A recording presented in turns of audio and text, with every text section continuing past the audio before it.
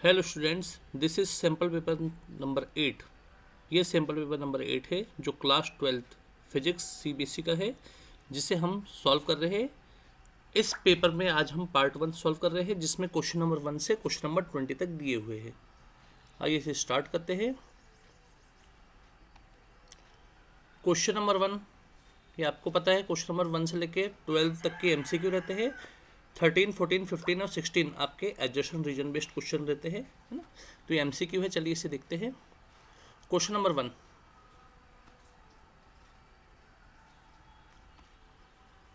which of the following graph correctly represent the variation of particle momentum with its de Broglie wavelength? इनमें से A B C D में से कौन सा momentum और de Broglie wavelength के बीच relation को शो करता है? तो आपको पता होना चाहिए lambda equals to H by P होता है।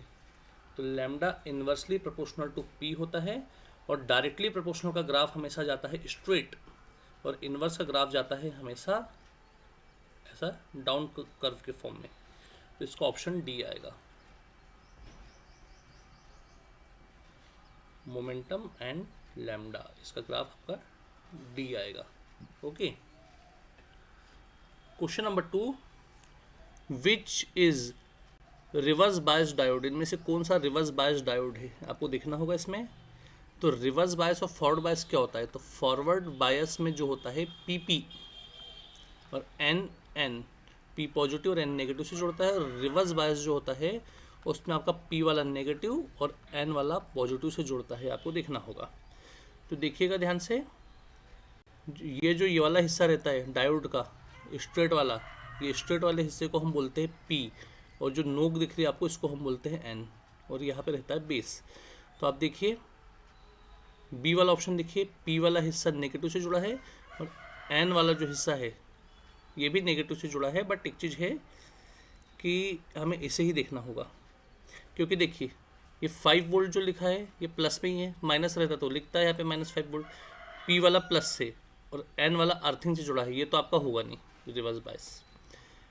अब इसमें क्या कर दिया उसने, फिर से पी वाले को डी वाले में पी वाले को प्लस से और एन वाले को इससे जोड़ दिया, तो ये भी आपका फॉरवर्ड बायस है, ये भी नहीं होगा। अब इसमें तो उसने प्लस माइनस दिया ही नहीं है। तो आपको इसके मैंने ट्रिक एक बार बताया था कि इसमें हमें सिर्फ एक किसी को पकड़ना होता है। तो पी वाला देखिए, पी वाला यहाँ नेगेटिव से जुड़ा है, पी वाला नेगेटिव से, अब एन वाला भले ही यहाँ पे नेगेटिव से जुड़ा है, तो इसको नहीं देखा जाएगा, काउंट इट देखा जाएगा कि पी वाला नेगेटिव से यहाँ पे जुड़ा है, मतलब यही है आपका रिवर्स बायस। ठीक है, पी वाले को देख लीजिए, पी वाला अगर प्लस से जुड़ा है तो फॉरवर्ड, और पी वाला माइनस से जुड़ा है तो रिवर्स बायस। ऐसे भी आप इसको आइडेंटिफाई कर सकते हैं। Next question number 3, the capacitors each of 4 μF are connected in such a way that the effective capacitance of combination is 6 μF।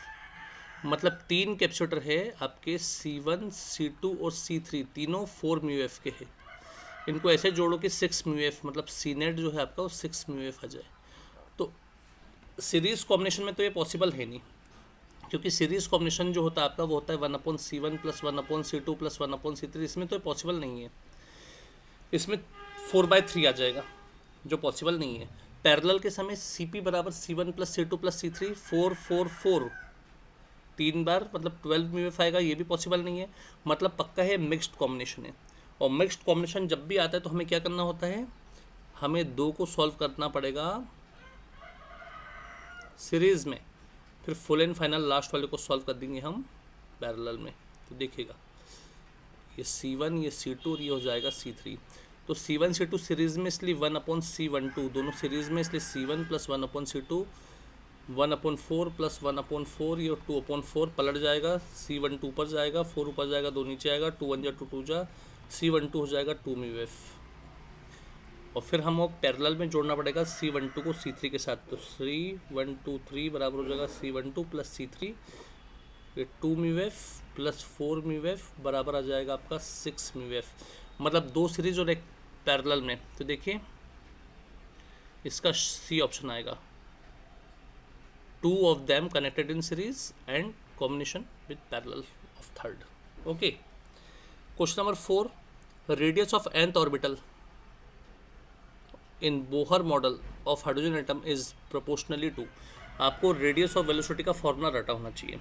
Velocity का जो फॉर्मूला रहता है v बराबर NH/2πm होता है, और रेडियस का जो फॉर्मूला होता है वो होता है n² के अपॉन में 4π² km² होता है आपका। तो आपको दिख रहा होगा h² 4π km² ये सब कॉन्स्टेंट है।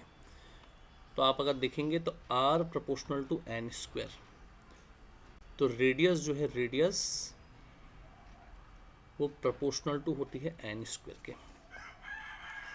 Question number 4, a point charge is situated at axial point 2 of a small electric dipole at a large distance from it. The charge experience a force F if distance of charge is doubled. चार्जों के बीच का distance double कर देंगे तो force acting on the charge will be, force कितना होगा आपको ये बताना है। देखिए क्या है, 2 पॉइंट्स है, 2 पॉइंट एक दूसरे से लार्ज डिस्टेंस पे है, इस पे Q1 है, इस पे कितना है Q2 है, इनके बीच में F फोर्स काम कर रही है। Distance of the charge is double, ये चार्ज के बीच के डिस्टेंस को डबल कर दिया। अभी जब R डिस्टेंस था तो फोर्स F था, अब डिस्टेंस को 2R करेंगे तो फोर्स कितना होगा। तो देखिए इसमें ज़्यादा दिमाग नहीं लगाना है हमें। F की वैल्यू होती है 1/4πε0 Q1 Q2/R है ना, Q1 Q2/R, ये आपका F की वैल्यू निकल गई। बट न्यू शर्त के हिसाब से R को क्या करना है, डबल कर देना है। तो F इक्वल्स टू हो जाएगा 1/4πε0 आपका रहेगा चलेगा, Q1 Q1 ही रहेगा, Q2 Q2 रहेगा, डिस्टेंस R की जगह हो जाएगा 2R का स्क्वायर। तो F इक्वल्स टू हो जाएगा 1/4πε0, ये आपका F न्यू होगा एक्चुअल में, क्योंकि आप R को चेंज कर रहे हो। F न्यू या F डैश Q1 Q2/2R, 2 का हो जाएगा 4 और R का R²। 1/4 को हम बाहर निकालते हैं, 1 ये क्वेश्चन में मिसप्रिंटिंग हुई है आंसर में, देखिए 1/4πε0 Q1 Q2/R², Q1 Q2/R², ये देखिए। तो यहाँ पर भी देखिए 1/4πε0 Q1 Q2/R², ये आपके पुराने F की वैल्यू है। तो न्यू F जो होगा, न्यू F न्यू नया फोर्स बराबर 1/4 टाइम ऑफ पुराना फोर्स। तो इसका F/4 आना चाहिए, मिसप्रिंट है ये, C F/4 आएगा इसका answer. Question number 6, in a DC circuit direction of current inside the battery and outside the battery. एक DC सर्किट है, उसमें करंट का डायरेक्शन इनसाइड बैटरी और आउटसाइड बैटरी क्या क्या होगा। तो ये तो आपको बहुत बार आपसे बात डिस्कस कर ली गई थी कि जो DC सर्किट होता है उसमें जो इनसाइड जो रहेगा वो नेगेटिव टू पॉजिटिव रहेगा और आउटसाइड पॉजिटिव टू नेगेटिव, है ना। ये चीज़ याद रखिए, जब भी इनसाइड की बात आए तो हमेशा उलटा हो जाता है, पॉजिटिव की बात आए और बाहर की बात आए तो जैसा चलता है लीगली वैसे चलेगा, है ना। आपको पता है बाहर की बात आएगी तो आपको दिख रहा होगा प्लस से कहा जाएगा या माइनस की तरफ जाएगा, प्लस से कहा जाएगा माइनस की तरफ, और इनसाइड की बात करें तो इनसाइड में नेगेटिव से पॉजिटिव, ठीक है। तो C ऑप्शन आएगा इसका। Question number 7, in young double slit experiment is performed with blue and green light of wavelength 4360 angstrom and 5460 angstrom respectively। Young का double slit experiment 2 different wavelength पर perform किया गया। ब्लू जिसकी वेवलेंथ 4360 एंगस्ट्रॉम है, और green जिसकी wavelength 5460 angstrom है। If x is the distance of fourth maxima from central fringe, जो x क्या है, सेंट्रल फ्रिंज से fourth maxima, first maxima, second maxima, third maxima, fourth maxima, ये सेंट्रल फ्रिंज से इसका डिस्टेंस है x। देन तब क्या होगा, तो क्या होगा, ये जो है आपको x जो है पार्ट डिफरेंस मानना पड़ेगा। क्या मानना पड़ेगा, पार्ट डिफरेंस। तो part difference of blue is equals to part difference of green, दोनों का पार्ट डिफरेंस सेम होगा। Part difference of blue is greater than part difference of green, part difference of green is greater than part difference of blue, या दोनों का जो ratio है path difference का वो इतना आएगा। तो हमें इसमें ज़्यादा उलझना नहीं है, ये बहुत ईजी है। पार्ट डिफरेंस का फॉर्मूला आपको पता होना चाहिए, N D lambda upon D होता है, N D lambda upon D. तो आपको एक चीज़ देखने के लिए मिलेगा यहाँ पे कि जो वेवलेंथ है वो सबसे ज़्यादा होती है रेड की, और सबसे कम किसकी होती है, वॉयलेट की।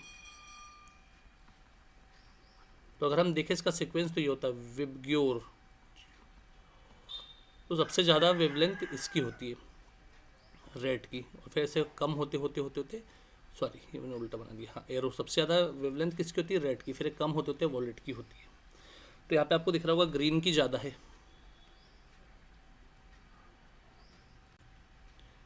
वेवलेंथ ऑफ ग्रीन जो होती है, क्योंकि अपन नीचे से ऊपर जा रहे हैं ना रेड से वॉयलेट की तरफ, तो ग्रीन की वेवलेंथ बड़ी हो जाएगी किससे, ब्लू की वेवलेंथ से।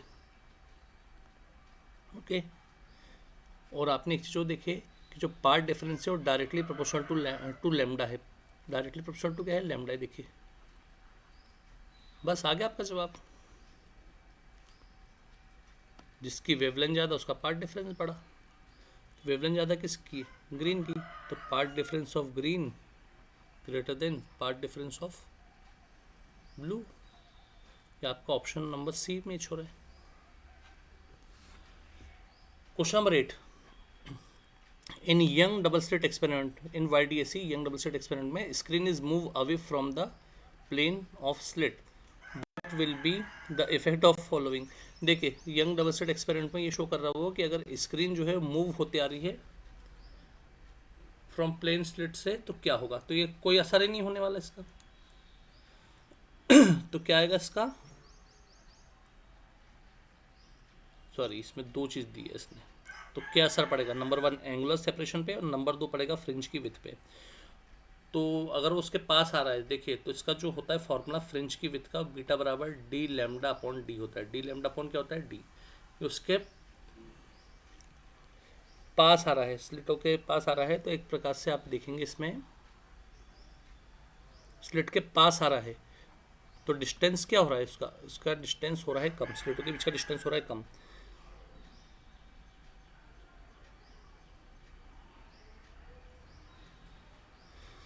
है ना, उसके पास आ रहा है, नहीं गलत बोल दिया, screen is moved away from the plane slits, screen slit से दूर जा रही, स्क्रीन स्लिट से क्या जा रही, दूर जा रही, तो बीटा प्रोपोर्शनल टू डी। ये देखिए जो स्लेटें होती थी S1 S2, इससे स्क्रीन जो है डी डिस्टेंस पे होती है, वो और दूर जा रही है, तो डिस्टेंस बढ़ेगा तो बीटा भी बढ़ेगा, विथ ऑफ फ्रिंज बढ़ेगा, इंक्रीज। और जो एंगुलर सेपरेशन है उस पर कोई असर नहीं पड़ेगा, क्योंकि एंगुलर सेपरेशन थीटा बराबर होता है एन लैम्डा पोने, तो एंगुलर सेपरेशन पे तो कोई असर नहीं पड़ेगा, तो एंगुलर सेपरेशन रिमेन सेम, और स्लिट मूव अवे हो रही है इसलिए कैपिटल डी बढ़ेगा, और कैपिटल डी बढ़ेगा तो विथ ऑफ फ्रिंज बढ़ेगी। तो इसका जो ऑप्शन आएगा सी आएगा कि एंगुलर सेपरेशन सेम रहेगा और विथ ऑफ फ्रिंज बढ़ेगी। नेक्स्ट क्वेश्चन है हमारा क्वेश्चन नंबर 9,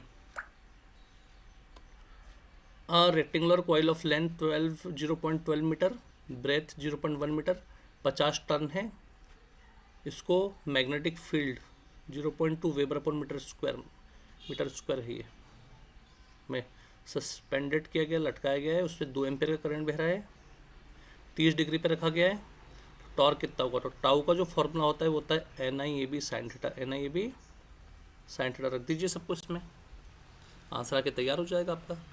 एन की जगह 50, आई कितना करंट बह रहा है, 2 एम्पेयर का करंट बह रहा है, एरिया लेंथ इंटू ब्रेथ, तो लेंथ की जगह आ जाएगा 0.12 मतलब 12/100, ब्रेथ की जगह आ जाएगा आपका 0.1 मतलब 1/10,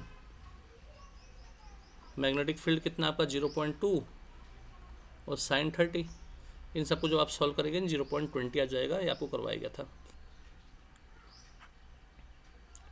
question number 10, the ratio of nuclear density of 2 nuclei having mass number 64 and 125। आपको बताया गया था कि जो न्यूक्लियर डेंसिटी होती है 3m के अपोन में 4r0 ये हमेशा कांस्टेंट ही होगी, क्योंकि सब चीज़ कांस्टेंट है, 3 कांस्टेंट है ही, m 1.6 इंटू 10⁻⁻27 ये भी कांस्टेंट है, 4 भी एक नंबर है, पाई भी एक नंबर है, और आर नॉट की वैल्यू जो होती है तो एम्पिरिकल कांस्टेंट 1.2 इंटू 10⁻15 मीटर ये होती है, ये कांस्टेंट है ये सब। जब पूरा ही कांस्टेंट हो तो आप इसमें कुछ भी क्यों ना रख दे, इसमें कैपिटल ए तो आपको दिख नहीं रहा है, मास नंबर A1 और A2 आपको दिख ही नहीं रहा ना कैपिटल ए, ये हमेशा कांस्टेंट ही होगा और कांस्टेंट होकर न्यूक्लियर डेंसिटी हमेशा 2.38 इंटू 10⁻17 किलोग्राम पर मीटर क्यूब, ये आपका होगा हमेशा, ये हमेशा ही फिक्स है, इसको कोई नहीं बदल सकता, कांस्टेंट है। तो इसलिए इसका जो रेशो आएगा न्यूक्लियर डेंसिटी का रेशो हमेशा आप कुछ भी रख दीजिए, जैसे पहले वाले के लिए भी आप रखेंगे 2.38 इंटू 10⁻17, दूसरे के लिए भी रखेंगे 2.38 इंटू 10⁻17, सब कट जाएगा और इसका रेशो 1:1 आ जाएगा, मतलब ऑप्शन डी आएगा। न्यूक्लियर डेंसिटी का रेशो हमेशा 1:1 ही होगा, ये आपको बताया गया था। और दूसरी चीज़ हमेशा याद रखना कि अगर वो रेडियस का रेशो बोलता तो बात पलट जाती। रेडियस का रेशो ये होता है R बराबर R0 A⁻1/3, इसमें R1 और ये R2 हो जाता, R0 रहते रहता है, ये A⁻1/3 होता है, ये A1 ले लेते, इसको A2 ले लेते, सब कट जाता, ये आ जाता A1/A2। और रेडियस की बात करता तो की पावर 1/3, A1 A2 की वैल्यू क्या रखते हैं आप 64 को 4 और 1 की पावर 3 की पावर 1/3, 3 से 3 कट जाता, आपका 4/5 आंसर आ जाता। अगर रेडियस की बात करता तो न्यूक्लियर डेंसिटी हमेशा 1/1 होती है, ये चीज़ आप याद रखिएगा, रेडियस नहीं पूछा उसने। इन हाइड्रोजन एटम, ये भी बहुत ईजी है, in hydrogen atom makes transaction n = 5 से n = 1 में wavelength of proton emitted is lambda.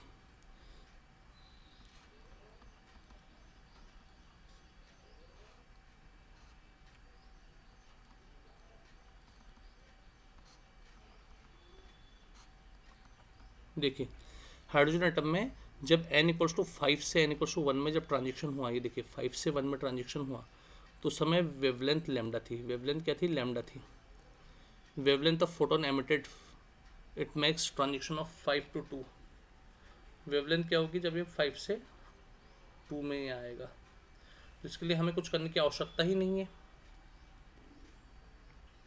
तो ये वाली जो वेवलेंथ होगी इसको हम मान लेते हैं लैम्डा डैश मान लेते। चलिए तो हम जानते हैं कि 1/λ बराबर क्या होता है RH, 1/NF² माइनस 1/NI²।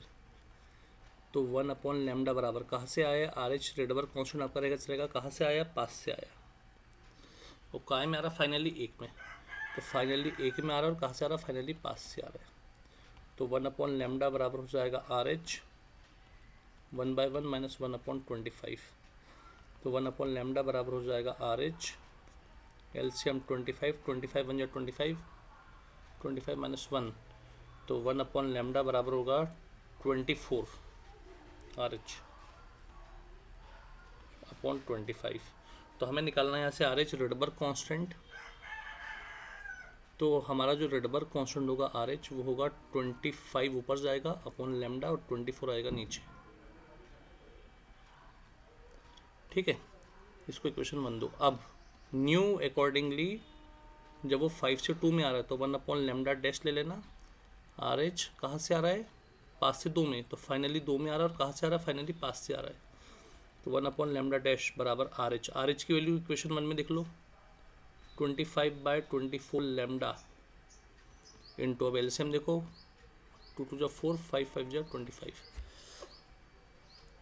तो 1/λ डैश बराबर हो जाएगा कि आपका 25/24 लैम्डा इंटू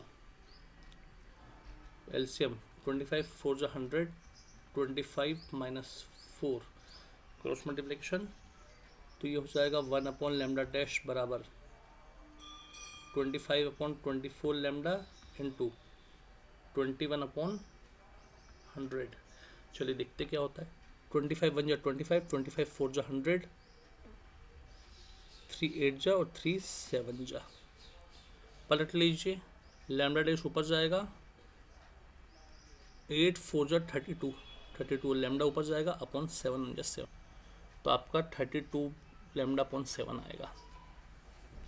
और नेक्स्ट जो हमारा 12 क्वेश्चन है, which of the following has its permeability less than that of free space. Free space में किसकी परमिएबिलिटी कम होती है? तो आपको पता नहीं चाहिए, प्योर मेटल जो भी रहेगा उसकी परमिएबिलिटी कम होगी। तो प्योर मेटल का जो एग्जांपल है यहाँ पे कॉपर। अब हमारा अगले क्वेश्चन है एडजेसेंट रीजन। तो एडजेसेंट रीजन को देख लीजिए।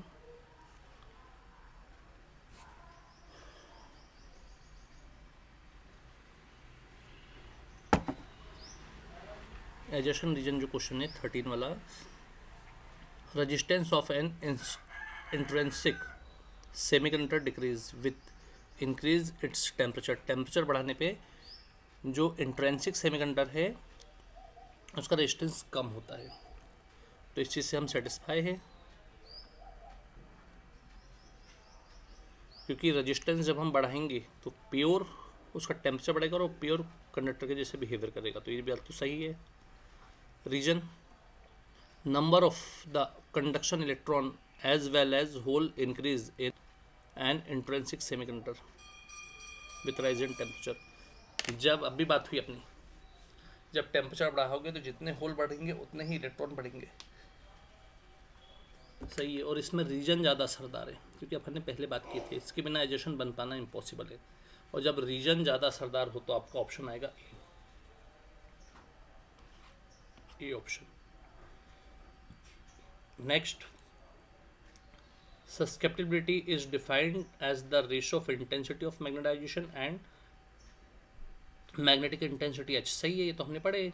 Susceptibility chi equals to I upon H होता है। सही है, इसमें कोई प्रॉब्लम नहीं है। तो एडजेशन तो हमारा सही है। रही बात रीजन की, greater the value of susceptibility small the value of intensity. Susceptibility कम करेंगे तो इंटेंसिटी कम होगी। देखिए, सस्केप्टिबिलिटी कम करेंगे तो इंटेंसिटी कम होगी। गलत है ना, दोनों डायरेक्टली प्रोपोर्शनल है। तो रीजन तो गलत है भाई हमारा। तो इसका ऑप्शन आएगा सी वाला। क्वेश्चन नंबर 15, जब भी आपको बताए थे कि ऐसे 5 रेजिस्टेंस दिख जाए, 1 2 3 4 5, और हर दो के बीच में कट डालने वाला रेजिस्टेंस है, जैसे 2 के बीच में कट डालने वाला रेजिस्टेंस, ये 2 के बीच में कट डालने वाला रेजिस्टेंस, तो यहाँ पे आपको व्हीट स्टोन ब्रिज बना लेना है। क्या बना लेना है? व्हीट स्टोन ब्रिज बना लेना है। ये भी 2R आपको करवाई भी थी ये चीज़, 2R, ये भी आपका 2R, और ये भी क्या होगा आपका 2R।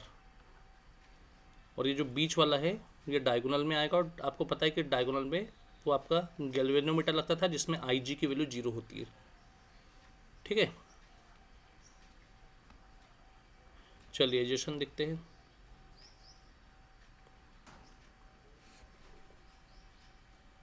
हाँ चलिए, एडजेशन, और ये आ गया हमारा रीजन। तो एडजेशन जो है वो क्या है? Equivalent resistance between A and B is of network is 2R। Equivalent resistance 2R है। क्या ये सही है गलत है? तो देख लेते। ये R1 हो जाएगा 2R, 2R 4R हो जाएगा, और R2 भी 4R होगा आपका। तो देखते हैं अब हम। तो 1/R नेट बराबर पैरेलल कॉम्बिनेशन में 4R प्लस 1/4R, 2/4R, 2 1 जा 2 जा, R नेट ऊपर जाएगा और ये हो जाएगा 2R। सही है ये assertion. Reason, all the resistors are connected in parallel. सभी पैरेलल में। गलत। इसमें ये दोनों आपको दिख रहे होंगे सीरीज, और ये दोनों आपको दिख रहे होंगे सीरीज। सभी कहाँ से पैरेलल में होंगे? गलत है। तो रीजन गलत है। Next question, an electron and a proton possess same wavelength. An electron and a proton possess by same wavelength. यदि इलेक्ट्रॉन प्रोटॉन की वेवलेंथ सेम होगी, इलेक्ट्रॉन प्रोटॉन की वेवलेंथ क्या होगी? Same. Will have same momentum, तो उनका momentum भी same होगा। देख लेते हैं। Lambda equals to H/P। H तो कांस्टेंट है, H कांस्टेंट है ना। तो अगर वो बोल रहा है कि डी ब्रोगली वेवलेंथ सेम होगी तो मोमेंटम भी सेम होगा। सही है ना, H तो खुद एक कांस्टेंट है। अब अगला, momentum of both particle is same by de Broglie hypothesis. Momentum of जो पार्टिकल होता है दोनों सेम होता है डी ब्रोगली हाइपोथेसिस के। ये भी सही है, क्योंकि आपको पता है डी ब्रोगली का ये सबसे बड़ा ड्रॉबैक्स था कि उसने मास ऑफ अल्फा को 4 time of mass of proton भी माना और 4 time of mass of electron भी माना, मतलब उसने प्रोटॉन इलेक्ट्रॉन के मास को सेम माना है। और चार्ज ऑफ अल्फा भी 2 टाइम्स चार्ज ऑफ प्रोटॉन और 2 टाइम्स चार्ज ऑफ इलेक्ट्रॉन, तो उसने इलेक्ट्रॉन प्रोटॉन को के चार्ज को और मास को सेम माना है। तो सही है ये चीज़, तो इसमें रीजन ज़्यादा असरदार है, तो इसलिए ऑप्शन आ रहेगा इसका। Question number 17, how are infrared wave produced, write their one important use. Infrared wave कैसे प्रोड्यूस होती है आपको बताना है और इसका एक यूज़ लिखना है। तो देखिए, infrared wave are produced by hot bodies. किससे प्रोड्यूस होती है? हॉट बॉडीज से। और जब ये किसी सरफेस पे पड़ती है इंफ्रारेड, तो उसका टेम्परेचर बढ़ जाता है। टेम्परेचर क्या हो जाता है? बढ़ जाता है। ठीक है। Infrared wave produced by hot bodies when the hot radiation incident on any surface, then it will increase temperature of surface. ठीक है। Write their one important use, इसका वन इंपॉर्टेंट यूज लिखना है। तो आपको पता है इसका one important use, treat muscular strain. जैसे किसी इंसान के अगर हाथ पैर में कोई दर्द हो तो उसकी सिकाई उकाई की जाती है इससे पैकिंग वर्क भी होता है, हॉट रेडिएशन है। और इंफ्रारेड से टीवी रिमोट में भी यूज़ होता है और सीसीटीवी कैमरे में भी इसका यूज़ होता है, आपने देखे होंगे। The thin ozone layer on top of stratosphere is crucial for human survival. Why, जो स्ट्रेटोस्फीयर है उसके ऊपर जो ओजोन लेयर है वो क्रूशियल है ह्यूमन सर्वाइवल की। आपको पता होना चाहिए, आप जानते हैं चीज़ कि ओजोन लेयर जो है वो सन से अल्ट्रावायलेट रेडिएशन आता है। तो सन से जो अल्ट्रावायलेट रेडिएशन आता है उसको कौन एब्जॉर्व करता है? ओजोन लेयर उसको एब्जॉर्व करता है। अगर ओजोन लेयर नहीं होगी तो जो हॉट रेडिएशन है अल्ट्रावायलेट का वो अर्थ पे आएगा और अर्थ पे आके इंसान के शरीर पे जब पड़ेगा तो उसके इंसान का शरीर झुलस जाएगा और अर्थ का टेम्परेचर इतना ज़्यादा हो जाएगा कि जैसे अपने को गर्मी में मई के समय लगता है कि नहीं, वैसे पूरे बरसात के समय भी इतना ही टेम्परेचर रहेगा, गर्मी लगेगी, है ना। सर्दी के समय भी गर्मी लगेगी। इसलिए जो ओजोन परत है, ओजोन लेयर, वो हमारे लिए रक्षक का काम, सर्वाइवल का काम करती है। ये चीज़ आपको बनना चाहिए।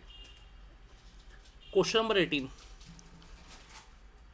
18 is the potential difference applied across a given conductor is doubled. How will this affect? Number 1, mobility of electrons and number 2, current density of conductor. इसका मतलब है कि पोटेंशियल अगर हम डबल करेंगे तो मोबिलिटी और ड्रिफ्ट वेलोसिटी पे क्या क्या असर पड़ेगा। तो देख लीजिए, मोबिलिटी और ड्रिफ्ट वेलोसिटी पे क्या असर पड़ेगा पोटेंशियल को डबल करने पे। तो देखिए, सबसे पहले तो वीडी का जो फॉर्मूला होता है ड्रिफ्ट वेलोसिटी का, वो क्या होता है?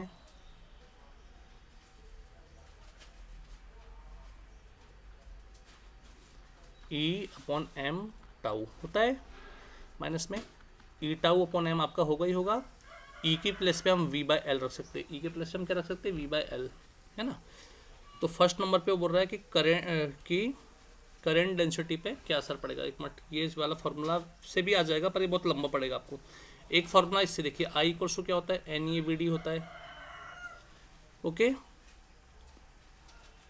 तो करंट डेंसिटी जो होता है वो क्या होती है? करंट डेंसिटी I/A हो जाएगा बराबर NeVd। तो I/A J बन जाएगा और Ne रहेगा चलेगा। Vd के प्लेस पे हम रख देते हैं Vd की वैल्यू जो ऊपर आपको दिख रही है, E टाउ m V/L। तो आपने देखे कि current density proportional to potential, current density proportional to potential. तो पोटेंशियल को बढ़ाएंगे, डबल करेंगे तो करंट डेंसिटी भी बढ़ना तय है। ये देखिए, current density proportional to potential, वो बढ़ाएंगे तो वो भी बढ़ जाएगी और डबल हो जाएगी। ये डबल है इसलिए ये भी डबल हो जाएगी। दूसरे नंबर पे क्या बोल रहा है वो? मोबिलिटी। तो मोबिलिटी म्यू बराबर क्या होता है? Vd/E होता है। क्या होता है? Vd/E। तो पोटेंशियल का रिलेशन मोबिलिटी से कैसे, पोटेंशियल का रिलेशन मोबिलिटी से कैसे, हमको ये चीज़ बताना है। तो देख लीजिए, Vd का फॉर्मूला क्या है पोटेंशियल के टर्म में? ये देखिए, माइनस ये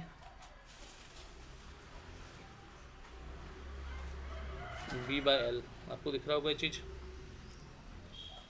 तो म्यू यहाँ पे V है पर एक बात हमें देखना होगा कि ये एक है, ये मैंने फॉर्मूला थोड़ा अलग लगाया, पर सामने आप देखिए माइनस का साइन लगा है, प्रोपोर्शनल, मतलब ये प्लस में है बढ़ेगा तो ये माइनस में बढ़ेगा।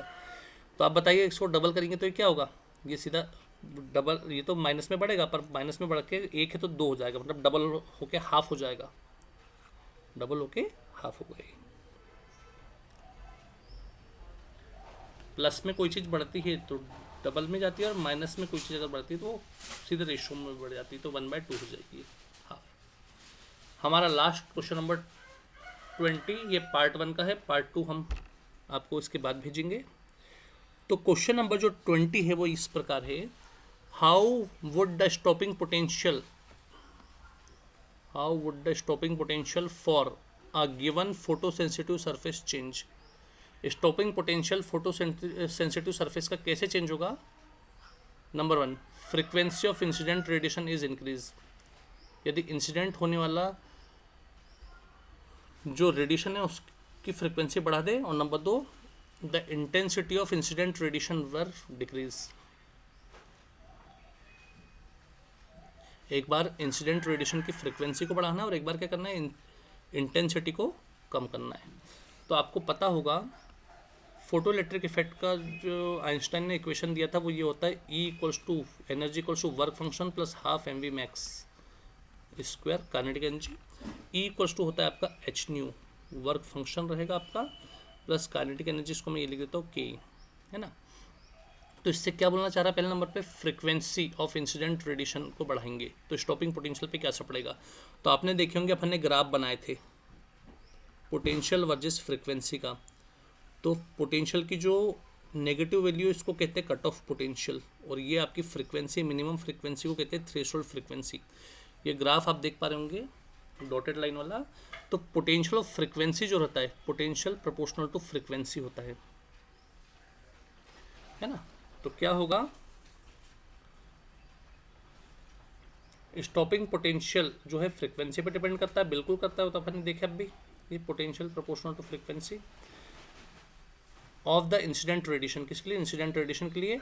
इफ फ्रीक्वेंसी इंक्रीज, अगर हम फ्रीक्वेंसी को बढ़ाएंगे तो देखिए फ्रीक्वेंसी बढ़ने से काइनेटिक एनर्जी भी इंक्रीज होगी और स्टॉपिंग पोटेंशियल भी इंक्रीज होगा, क्योंकि सब एक दूसरे के डायरेक्टली प्रोपोर्शनल है। Frequency proportional to kinetic energy, और काइनेटिक एनर्जी तो इलेक्ट्रॉन वोल्ट होता ही है। तो frequency proportional to kinetic energy और kinetic energy proportional to cut off potential, सब एक दूसरे के प्रोपोर्शनल होता है। तो अगर आप फ्रीक्वेंसी बढ़ाओगे तो स्टॉपिंग पोटेंशियल बढ़ेगा। नंबर 2,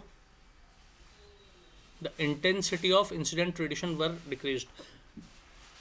इंसिडेंट रेडिएशन को अगर हम कम करें, इंसिडेंट रेडिएशन को हम क्या करें, कम करें, तो क्या होगा। आइंस्टाइन का फोटोइलेक्ट्रिक इक्वेशन आप अगर देखेंगे तो ये देखिए, चाहे ये वाला देखिए आप, चाहे ये देखिए, इसमें इंटेंसिटी का कोई रोल काली नहीं है। तो देखिए यही वो बोलना चाह रहा है कि there is no intensity term in Einstein equation. Einstein के इक्वेशन में इंटेंसिटी का कोई रोल काली नहीं है, हैंस इसलिए stopping potential is independent initially, इसलिए इस पर कोई असर नहीं होगा। ओके, यहाँ पे आपका पार्ट 1 खत्म होता है। पार्ट 2 अब आपको जल्दी प्रोवाइड किया जाएगा, क्योंकि अगर हम एक ही बारे में पूरा पेपर सॉल्व करेंगे तो वीडियो बहुत बड़ा हो जाएगा, उसको अपलोड करने में फिर प्रॉब्लम आती है, इसलिए हम पार्ट 2 इसके जस्ट बाद अपलोड करेंगे।